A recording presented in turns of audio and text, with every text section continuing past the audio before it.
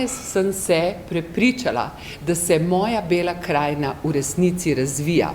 Bili smo v podjetniškem centru, bili smo v domu starejših občanov, kar je najbolj pomembno. Ljudje tukaj ostajajo, ljudje se celo vračajo v Belo krajino.